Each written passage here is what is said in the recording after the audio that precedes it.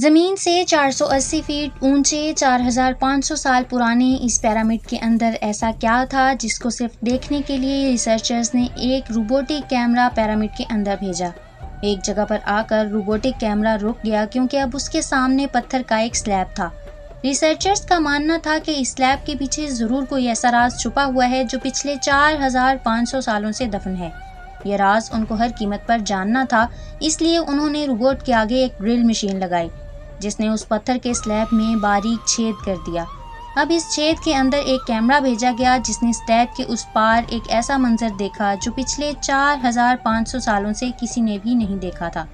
سی trend کی videos میں ایک بار پھر سے خوش آمدید۔ ناظرین، مصر یعنی ایجپٹ میں ٹوٹل 138 اونچی ترین پیرامڈز موجود ہیں جنہوں نے پچھلے ہزاروں سالوں سے درجنوں ارتھکویکس اور کئی خطرناک طوفانوں کا سامنا کیا، لیکن مجال ہے ان میں سے کوئی ایک بھی ادھر سے ادھر ہوا ہو۔ ان میں سب سے زیادہ اونچا اور بڑا pyramid the great pyramid of Giza کہلاتا ہے، اور اس پیرامڈ کی بیس کا ایریا 13 ایکڑز ہے۔ یعنی اس پیرامڈ کے اندر حیرت انگیز طور پر ایک تو نہیں بلکہ 9 فٹ بال فیلڈز آرام سے فٹ آ سکتی ہیں۔ ایک ایسٹیمیٹ کے حساب سے اس پیرامڈ میں ٹوٹل 23 لاکھ بڑے بڑے پتھروں کا استعمال ہوا، جن میں سے کئی پتھروں کا وزن 50 ٹن بھی تھا۔ اگر اس کے ٹوٹل وزن کا اندازہ لگایا جائے تو اس پیرامڈ کا وزن 60 لاکھ ٹن ہے، جو 12 برج خلیفہ کے وزن کے برابر بنتا ہے۔ لیکن اتنے اونچے اور عالیشان پیرامڈز بنانے کا آخر مقصد کیا تھا؟ ہزاروں سال پہلے جب انسان کے پاس کوئی ٹولز بھی موجود نہیں تھے، تب ان پیرامڈز کی دیواروں کو کیسے انچ بائی انچ لیول کیا گیا؟ کیسے 50 ٹن وزنی پتھروں کو اسکیئر شیپ میں کاٹ کر بغیر کرین کے ہی 480 فیٹ اونچائی تک پہنچایا گیا؟ اور ان کو بنانے میں ایسے کون سے انجینئرز کا ہاتھ تھا جنہوں نے ان پیرامڈز کو ارتھ کویک پروفز کے ساتھ ساتھ ان کی تمام سائڈز کو ایگزیکٹلی 51.5 ڈگری کے اینگل پہ سیٹ کیا؟ یہ سب آپ جان سکیں گے آج کی اس ویڈیو میں، تو آئیے شروع کرتے ہیں۔ Challenge number 1۔ کئی صدیوں سے مختلف ریسرچ ٹیمز اس پیرامڈ کی کنسٹرکشن ٹیکنیک جاننے کے لیے سر جوڑ کر بیٹھی تھیں کہ آخر اس پیرامڈ کی ہر side exactly north, south, east اور ویسٹ پہ بغیر کمپس کے کیسے سیٹ کی گئی ہوں گی۔ کئی ایکسپرٹس کا ماننا ہے کہ اس ٹائم کے آرکیٹیکٹس نے سب سے پہلے ایسی زمین تلاش کی ہوگی جو لاکھوں ٹن وزنی پتھروں کا وزن برداشت کر سکیں۔ اس کے بعد پولر سٹارز یعنی وہ ستارے جن کی مدد سے ارتھ کے پولز کا پتہ چلتا ہے، ان کی مدد سے پیرامڈ کی ہر سائڈ کو مارک کیا گیا۔ نہ کوئی کمپس اور نہ ہی کوئی آپٹیکل انسٹرومنٹ، صرف اس بیسک ٹیکنیک سے ہزاروں سال پہلے اس پیرامڈ کی ڈائریکشن سیٹ کی گئی، اور وہ بھی 0 ایررز کے ساتھ۔ Challenge number 2۔ اگلا چیلنج تھا زمین کو لیول کرنے کا۔ جس 13 ایکڑ کی زمین پر اس پیرامڈ کو بننا تھا، اس کا لیول تھوڑا سا بھی آؤٹ ہوتا تو 23 لاکھ پتھروں کے اس پہاڑ کا کھڑا ہونا بالکل بھی ممکن نہیں تھا۔ اب اس زمین کو لیول کرنے کے لیے اس ٹائم کے انجینئرز کے پاس نہ ہی لیزر لیولر تھا اور نہ ہی ببل لیول۔ ایکسپرٹس کا ماننا ہے کہ کنسٹرکشن سائٹ کی چاروں سائڈز پر کھڈا کر کے اس میں پانی ڈالا گیا ہوگا، اور پھر ایک سائڈ کے پانی کے لیول سے دوسرے سائڈ کے پانی کے لیول کو میچ کیا گیا ہوگا۔ جو زمین کا حصہ پانی کے لیول سے میچ نہیں کر رہا ہوگا، اس کو چھینی اور ہتھوڑوں کی مدد سے کاٹ کر لیول کیا گیا ہوگا۔ کئی ایکسپرٹس کا ماننا ہے کہ اینشنٹ ایجپشنز نے اس سمپل ٹول کا بھی استعمال کیا، جس کی دونوں سائڈز پہ لکڑیاں اور اس کے ٹھیک سینٹر پہ رسی سے ایک پتھر بندھا ہوا ہے۔ اگر پتھر زمین سے ٹچ ہو گیا اور اس کی رسی ٹھیک سینٹر لائن پہ آ رہی ہوگی تو اس کا مطلب ہے کہ بیس کی زمین پرفیکٹلی لیولڈ ہے۔ Challenge number 3۔ اب پیرامڈ کنسٹرکشن سائٹ پہ ڈائریکشنز بھی سیٹ تھیں، مارکنگز بھی ہو چکی تھیں اور زمین کا لیول بھی سیٹ تھا۔ اب باری تھی کنسٹرکشن سٹارٹ کرنے کی، جس کے لیے لاکھوں ٹن وزنی اور بڑے پتھر ریکوائرڈ تھے۔ لیکن یہ پتھر کاٹنے کے لیے نہ ہی ان کے پاس گرائنڈر تھے اور نہ ہی جیک ہیلمٹس، لیکن پھر بھی انہوں نے 50 ٹن وزنی پتھر کاٹے بھی اور ان کو اسکیئر یا ریکٹینگل شیپ بھی دیا۔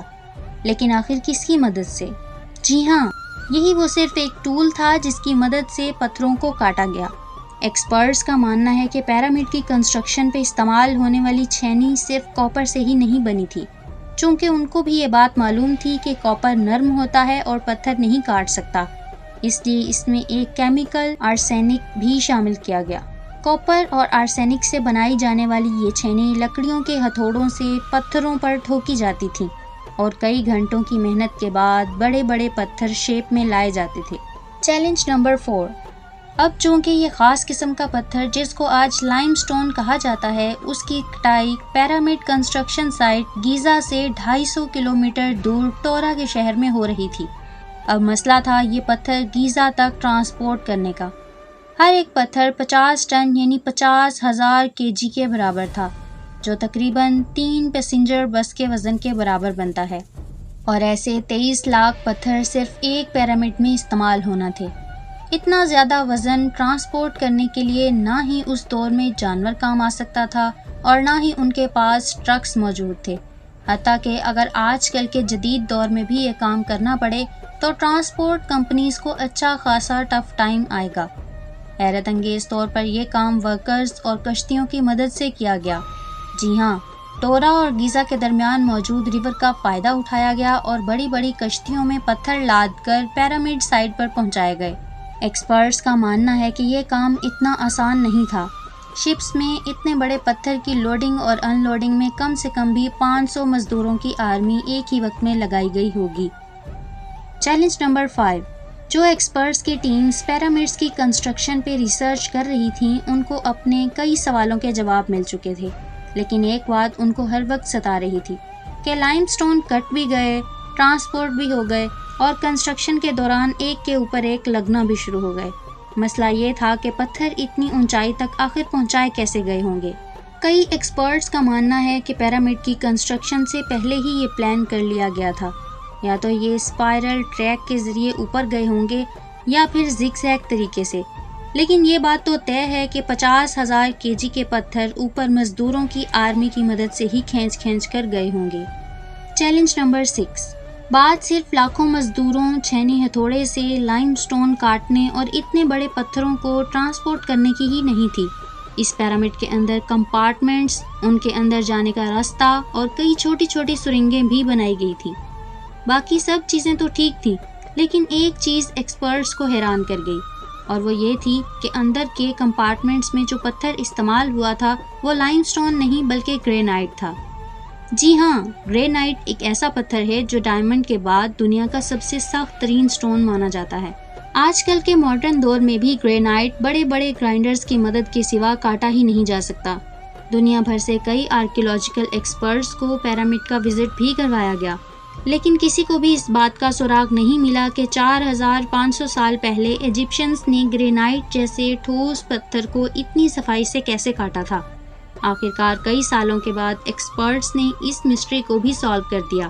ایجپشنز نے گرینائٹ کو اتنی صفائی سے ایک ایسے آرے سے کاٹا تھا جس کے دانت ہی نہیں تھے۔ جی ہاں، بغیر دانتوں والے اس آرے کے دونوں سائڈز پر وزن ڈال کر اس کو گرینائٹ پر چلایا جاتا تھا اور بیچ میں بجری ڈالی جاتی تھی۔ ایکسپرٹس کا ماننا ہے کہ اس طریقے سے اتنے بڑے پتھر کو کاٹنے میں 4 مہینوں کا وقت لگ جاتا تھا۔ آخرکار پیرامڈس بنانے کا مقصد کیا تھا؟ ان پیرامڈس کو بنانے میں کتنے مزدور ایک ہی وقت میں کام کرتے تھے؟ اور روبوٹک کیمرہ نے جب پیرامڈ کے اندر پتھر کی سلیب میں سوراخ کیا تو اس کے اندر وہ کون سا منظر دیکھا گیا جو پچھلے 4500 سالوں سے کسی نے بھی نہیں دیکھا تھا؟ یہ سب اور اس سے بھی زیادہ آپ جان سکیں گے اس ویڈیو کے پارٹ 2 میں۔ ملتے ہیں ویڈیو کے اگلے شاندار پارٹ میں، تب تک کے لیے اجازت دیجیے۔ اللہ نگہبان۔